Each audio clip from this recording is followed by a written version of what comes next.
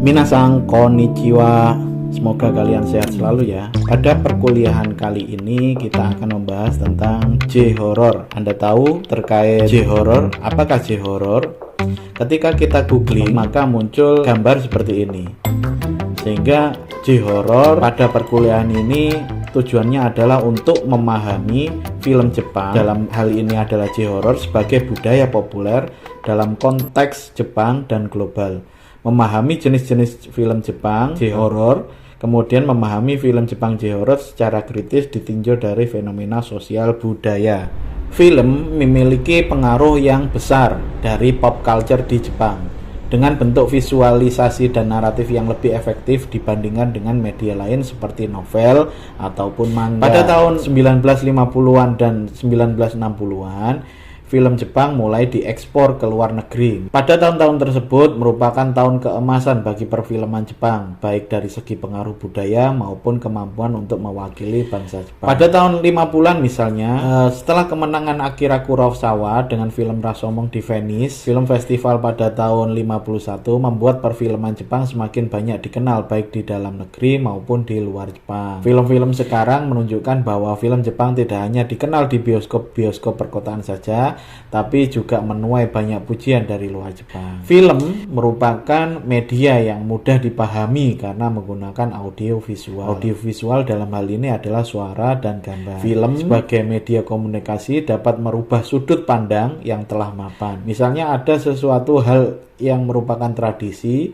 maka melalui film dapat merubah sudut pandang tradisi tersebut. Karya Akira Kurosawa dan Yojiro Ozu misalnya, film drama tentang drama keluarga yang dengan visinya ingin melihatkan kebangkitan Jepang setelah menjadi korban dari Perang Dunia Kedua.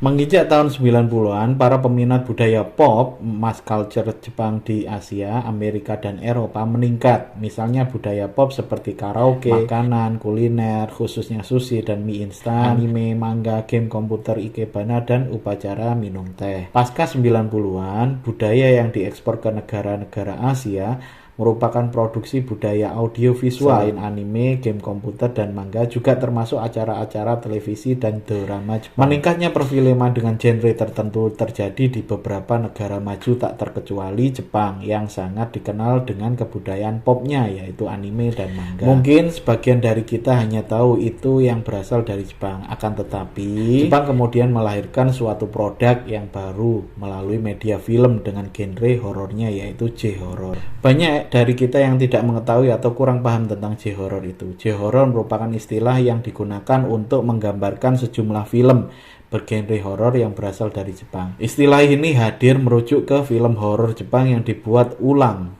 remake buat ulang oleh Hollywood. Adapun film yang dibuat ulang yaitu Ringu tahun 98, The Ring, Ju-won, The Grudge 2004, dan masih banyak lagi film yang telah dibuat ulang dari Hollywood dan mendapatkan pelabelan J-horror. Kita bisa melihat ketika Anda googling, Anda ketik drama J-horror, maka akan muncul seperti pada gambar presentasi tersebut.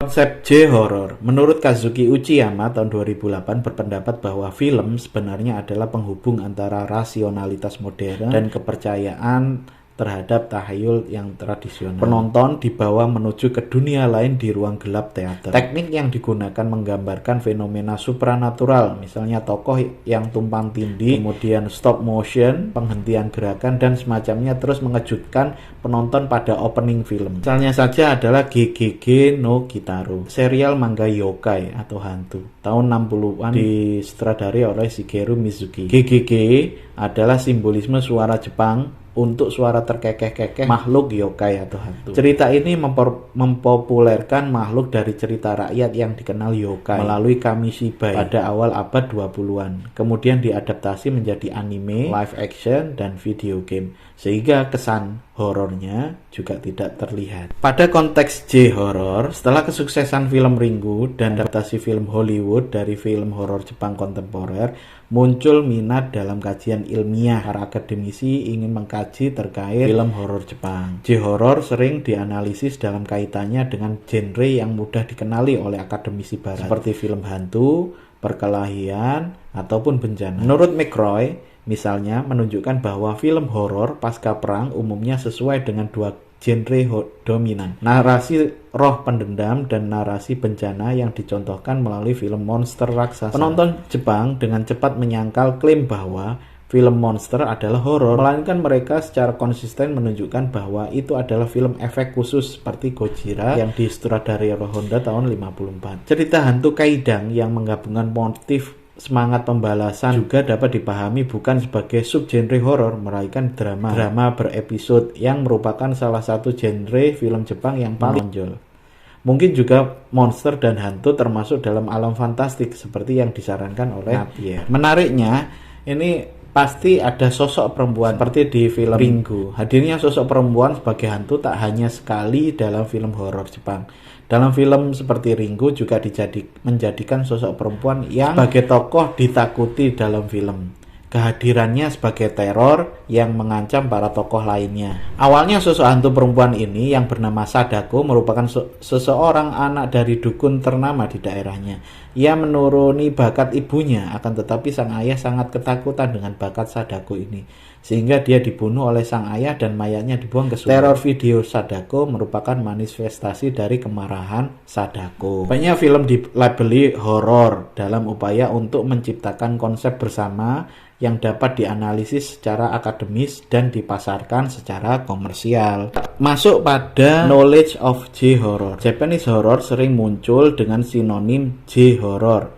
Menurut Akira Asada tahun 2000 berpendapat bahwa penggunaan huruf J pada J-horror membantu mengkaitkan apapun ke dalam periode tertentu dalam sejarah Jepang. Munculnya budaya J sebagai respon terhadap kapitalisme kosmopolitan postmodern tahun 80-an hingga lost decade akibat stagnasi ekonomi tahun 90-an. J-horror muncul setelah runtuhnya sistem studio pada 80-an. J-horror bukanlah genre semata, melainkan kumpulan karya dengan latar belakang sejarah dan masalah tematik yang dapat ditentukan. Itu dapat digambarkan sebagai gerakan lokal dari akhir 90-an yang terdiri dari film, serial TV, dan kritik film dari pembuat film, dan yang menempatkan penekanan khusus pada kehidupan sehari-hari dan media.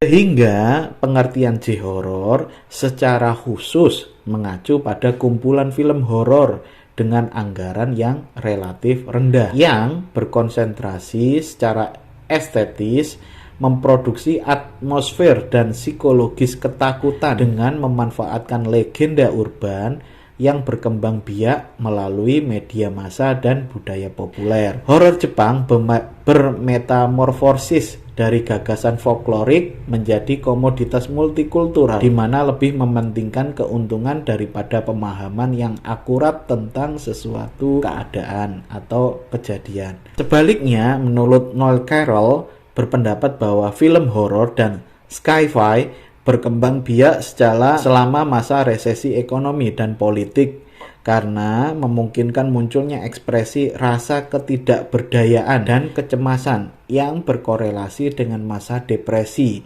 dalam hal ini resesi, yang berderap dan jadi kebingungan nasional.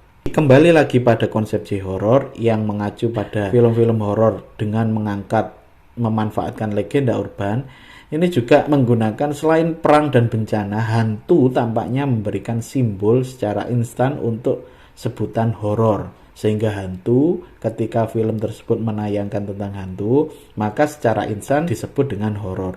Kehadiran hantu mungkin memang mengerikan, tapi tidak otomatis membuatnya disebut film horor. Contohnya misalnya Rashomon, karya Akira Kurosawa tahun 50-an.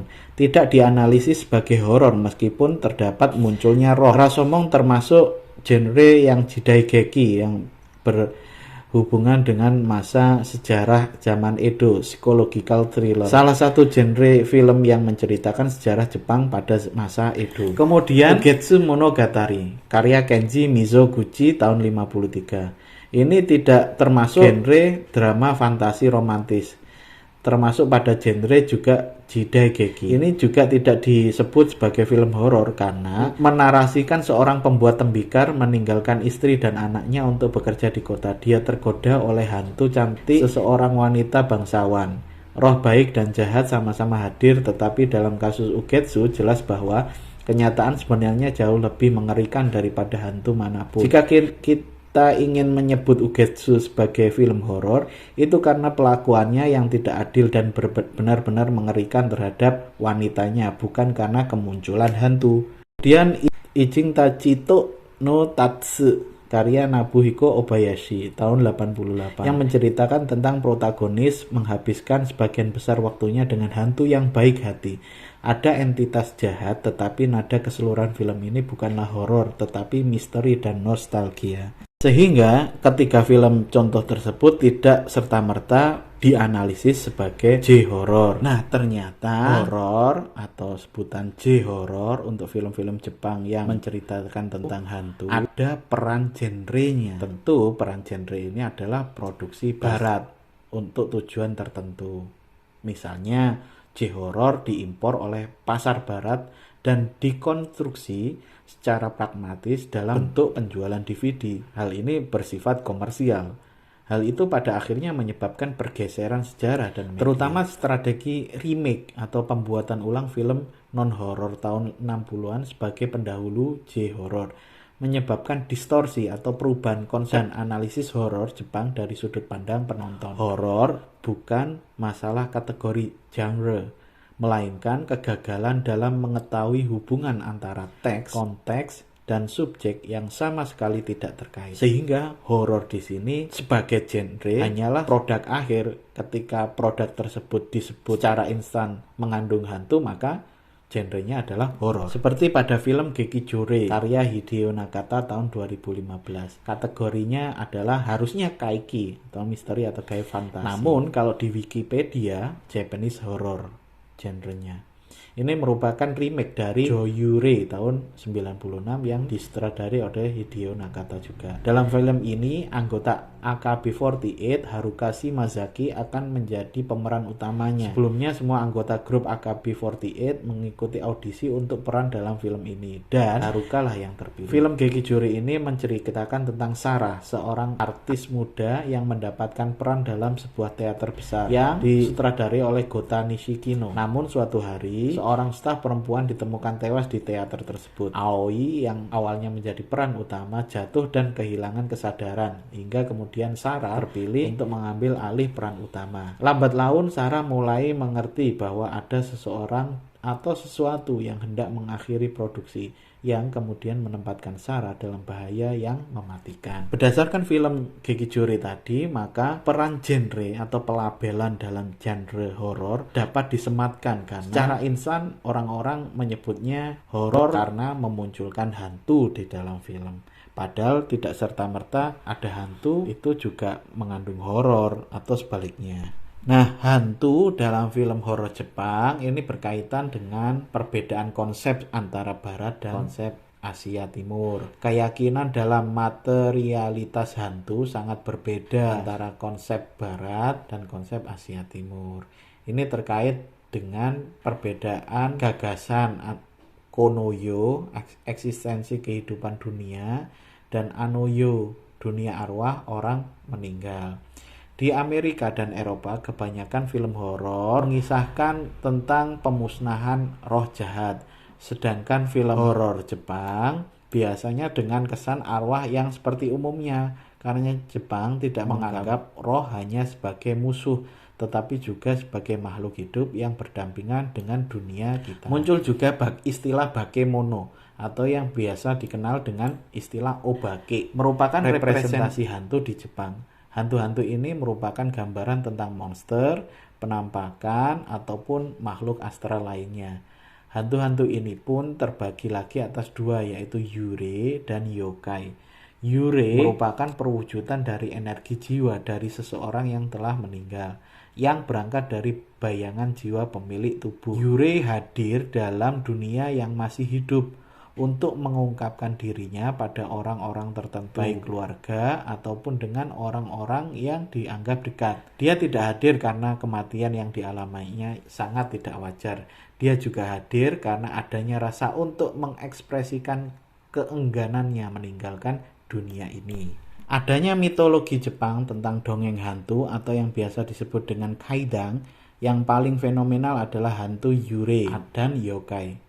Pada buku-buku sejarah dijelaskan bahwa yokai menggambarkan sebuah dunia gaib misterius atau fenomena supranatural. Istilah ini mewakili sesuatu yang tidak terlihat tanpa bentuk atau identitas. Energi misterius yang menyeliputi dalam hutan, lautan, dan pegunungan. Sedangkan yurei adalah hantu yang tidak memiliki kaki, digambarkan sebagai hal-hal gaib yang akan menakuti tanpa henti kemanapun kita berada, serta akan menakuti sesuatu yang berhubungan dengan kita. Film-film Jepang tak jarang menggunakan perempuan sebagai hantu di dalamnya. Pun seiring dengan perkembangan teknologi, maka muncul anime Bakemonoko yang awalnya adalah obake yang sangat menyeramkan, tapi dibuat versi animasinya sehingga tidak ada kesan menyeramkan di sini. Ini juga ada gambaran yurei dan yokai yang ada di internet. Ada juga beberapa karakter yokai yang dapat Anda lihat pada presentasi ini.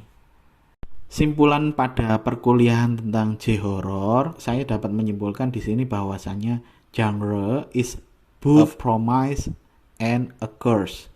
Yaitu genre itu merupakan sebuah janji dan juga sebuah kutukan. Sehingga ketika penyempatan genre itu terlalu mudah atau terlalu instan, disebutkan karena daya pikatnya, dan itu hanya akan mengecewakan kalian dengan serangkaian harapan yang keliru. Karena pada Wikipedia sering disematkan genrenya, padahal ketika kita melihat seharusnya genrenya bukan horor seperti itu. Kemudian diperlukan kategorisasi atau kerangka kerja yang lebih komprehensif yang mempertimbangkan baik unsur historis film maupun materi pokoknya. Mempelajari hal fantasi pada sinema Jepang menyediakan hubungan antara waktu, ruang, dan penulis yang sebelumnya tidak berhubungan. Fantasi kadang-kadang lebih nyata daripada realitas itu sendiri, dan sinema hanyalah salah satu produk budaya populer yang telah digunakan untuk membahas apa yang ada di balik permukaan kehidupan sehari-hari yang tampaknya damai. Demikian perkuliahan tentang J-horror ini, semoga bermanfaat dan dapat diaplikasikan ketika kalian berminat untuk mengkaji film horor Jepang. Semoga sukses selalu. Assalamualaikum warahmatullahi wabarakatuh.